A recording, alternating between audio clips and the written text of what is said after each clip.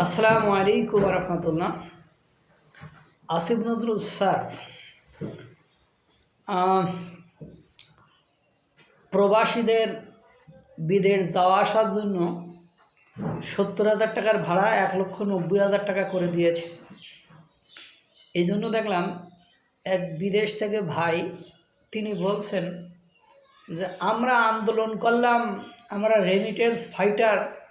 সেই সময় পলক আমাদের কাছে অনুরোধ করলো যে ভাই আমাদের রেমিটেন্স পাঠান। আমরা পাঠাইনি, আমরা দেশ স্বাধীন করার জন্য যে দেশ তারা বলেছিল আমরা নতুন করে দেশ গড়ি দেব, আপনারা রেমিটেন্স বন্ধ করেন।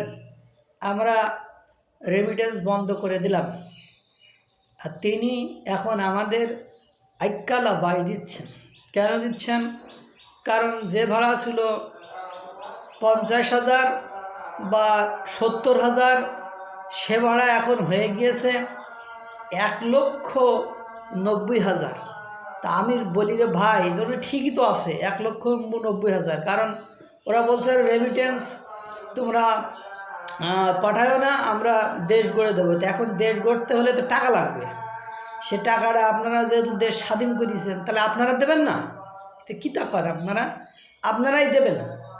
এই যে ৯০,০০০, ১,৯০,০০০ হয়েছে, আমার বুঝি ৩,৯০,০০০ হওয়ার কথা ছিল। ওনারা তো চাই যে আপনারা যাতে বাড়ি না আসেন, ওরা চায় যে আপনারা যাতে কিনে আসেন, বাড়ি না আসেন। আপনারা বাড়ি আসলে তো তাকেও রেমিটেন্স পাওয়া বন্ধ হয়ে যাবে। তা রেমিটেন্স পাওয়া বন্ধ হয়ে গেলে তখন আপনার কি হইব? আপনারা বউ বাচ্চার মুখ দেখবেন না, মোবাইলে যা দেখবেন ওটাই এনাফ। আমার যুক্তিতে ঠিক করছে ভাই।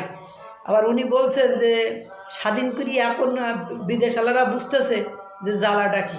ভাই কোনো জ্বালা না, ওনারা ওনাদের থিওরিতে ঠিক আছে, আপনাদের টাকা দিয়ে ওরা দেশ গঠন করবে। এই জন্য চাই না আপনারা বাড়ি আসেন। আপনারা বাড়ি আসলে তো তারা দেশ গঠন করতে পারবে না। আল্লাহ তাআলা সকলকে ভালো রাখুক, সুস্থ রাখুক। আসসালামু আলাইকুম ওয়া রাহমাতুল্লাহ।